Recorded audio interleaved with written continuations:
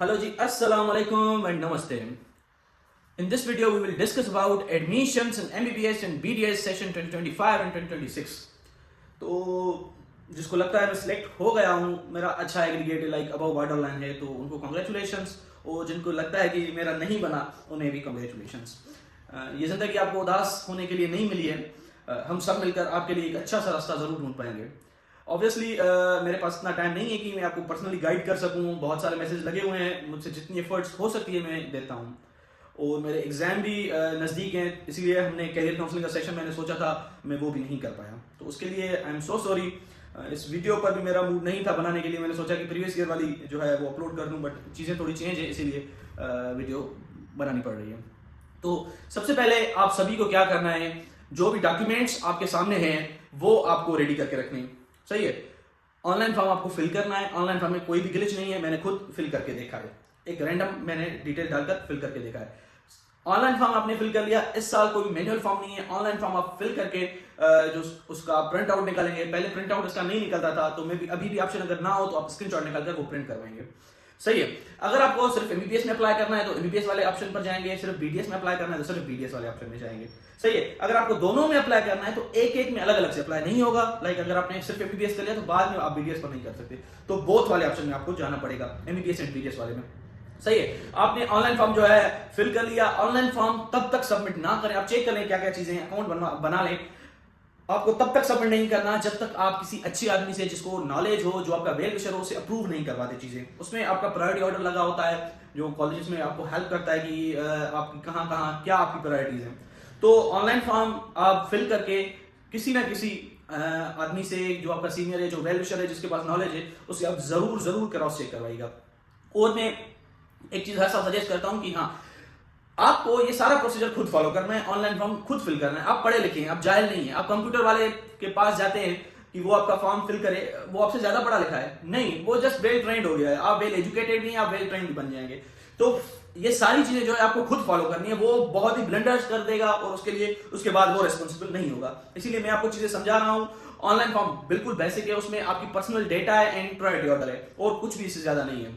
सही है। 2024 का स्कोर अभी तक जो है वैलिड नहीं है।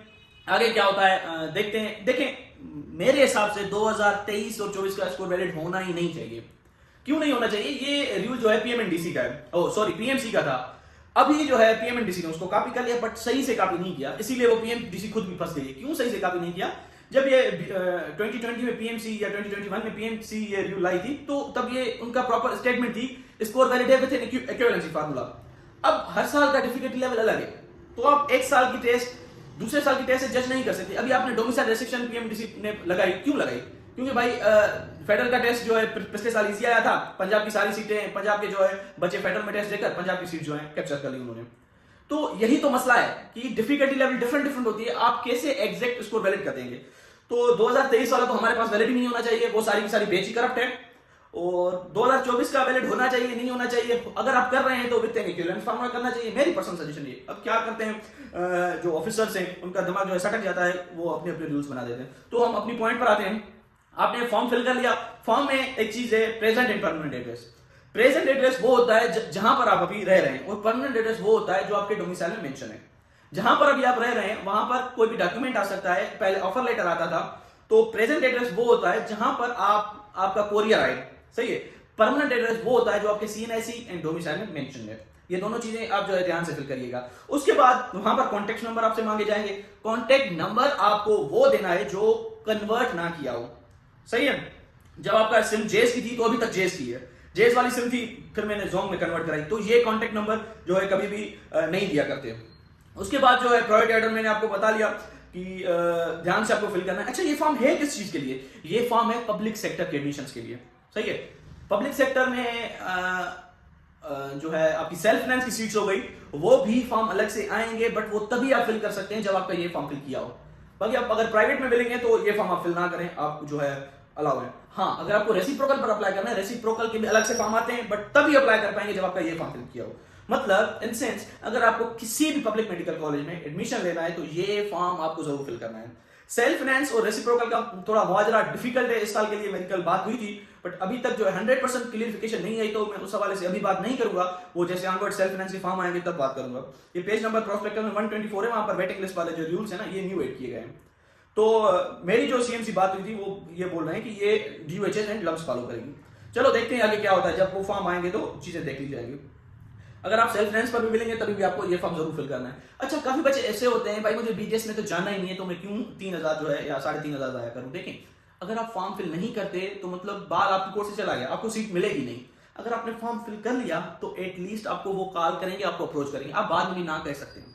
अगर आपके पास पैसे हैं, इतने पैसे हैं कि आप ये फॉर्म फिल कर लें, तो आप ये जरूर फॉर्म फिल कर लें। अच्छा, फॉर्म किस किस को फिल करना चाहिए? फॉर्म ये उन बच्चों को फिल करना चाहिए जो बॉर्डर लाइन से नीचे भी है, क्योंकि सिचुएशन क्या होती है, आपने मेरी बात मान ली कि भाई सकर की सीट 87 पर जाएगी। अच्छा, तो 86 वाले अप्लाई ना करें, कभी भी ऐसा नहीं करना। आप 84 वाले भी अप्लाई करें। अप्लाई करना मस्त होता है, चीजें कभी कभी कुछ चेंज हो जाती है, सिचुएशन का पता नहीं चल पाता। मैंने प्रीवियस ईयर भी बोला था, प्रीवियस ईयर वाले बच्चों को काफी बोला था कि भाई इस साल के स्कोर पर लाई ना किया करें, रूल्स कभी भी चेंज हो जाते हैं। सही है, तो अभी वो परेशान है कि हमने टेस्ट नहीं दिया था, चलो ये उनका मसला है। अच्छा, ये फॉर्म फिल करके आपको डॉक्यूमेंट्स के 2 सेट बनाने हैं फॉर ईच डिपार्टमेंट। अगर आप MBBS में जाना चाहते हैं तो 2 सेट बनाएंगे, सारे डॉक्यूमेंट जो भी चेकलिस्ट है और फॉर्म दोनों में जो है अटैच कर देंगे आप। 2 सेट बन गए। अच्छा, ये सारे डॉक्यूमेंट आपको अटेस्टेड करवाने हैं। अच्छा, अटेस्टेड कौन कौन से डॉक्यूमेंट नहीं होते भाई? अटेस्टेड वो डॉक्यूमेंट नहीं होते जो उन्होंने खुद दिए हुए हैं। लाइक रिजल्ट कार्ड आपको अटेस्ट करवाने की जरूरत नहीं है, फॉर्म आपको अटेस्ट करवाने की जरूरत नहीं है। अच्छा, क्या क्या चीजें होती हैं? वो चीजें होती हैं जिसमें आपकी डेटा है, लाइक आपका सर्टिफिकेट्स हो गए, आपका बेफार्म हो गया, आपका CNSC हो गया, आपके फोटोग्राफ्स हो गए, और ये डोमिसाइल हो गया। ये सारी चीजें जो अटेस्टेड होती है। रिजल्ट कार्ड अटेस्ट नहीं होता, स्लिप अटेस्ट नहीं होती, तो ये बेसिक चीजें हैं, ये वाली अटेस्ट नहीं होती जो उन्होंने आपको प्रोवाइड की है। जो आप उन्हें दे रहे हैं तो वो सारी की सारी ऑलमोस्ट जो है अटेस्ट होती हैं। वो 17 स्केल या उससे अबव वाले से आप अटेस्ट करवा सकते हैं। फोटोग्राफ आप पीछे से अटेस्ट करवाइएगा, आगे से नहीं, और हर फोटोग्राफ के पीछे से आपका नाम लिखा हो। सही है। उसके बाद बस यही सारी चीजें आपको ध्यान से डॉक्यूमेंट फिल कर रहे हैं।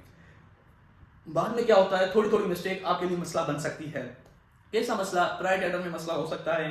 भाई मैंने जो है previous year suppose GMC form fill करने वक्त GMC को नीचे रख दिया था और KMC को ऊपर रख दिया था, अब मुझे GMC जाना है, तो ये चीजें जो है आपको नुकसान दे सकती हैं। सेल्फ फाइनेंस का और रेसिप्रोकल का थोड़ा प्रोसेस चेंज है, देखते हैं उसका क्या बनता है। सिर्फ डाउ और लम्स वाले फॉलो करते हैं या SNBBO वाले फॉलो करते हैं? अगर सभी ने फॉलो किया तो मैं आपको जरूर गाइड कर दूंगा, वीडियो के जरिए या वॉइस के जरिए। मेरे ख्याल से बस इतना ही प्रोसेस है। अच्छा, ये दोनों सेट को आपको क्या करना है, जाना है आपकी नियर जो लेपर्ड सर्विस है, उन्होंने ब्रांच भी दिए हुए हैं, वो आपको एनवेलप देंगे। अलग अलग एनवेलप में आप ये डॉक्यूमेंट डालेंगे, वो आपको एड्रेस बताएंगे। नहीं बताएं तो आप लिख लेना अपने एरिया का एड्रेस, मतलब अपने टेक कॉलेज का एड्रेस। लाइक अगर सकर के एरिया वाले या इंटीरियर वाले लिख रहे हैं तो एडमिशन सेल SMBBMU। सही है। अच्छा, ऑनलाइन फॉर्म जो है आपको अपनी टेक यूनिवर्सिटी का फिल करना है। प्रीवियस ईयर क्या था, सिर्फ और सिर्फ लम्स का फॉर्म फिल करना था।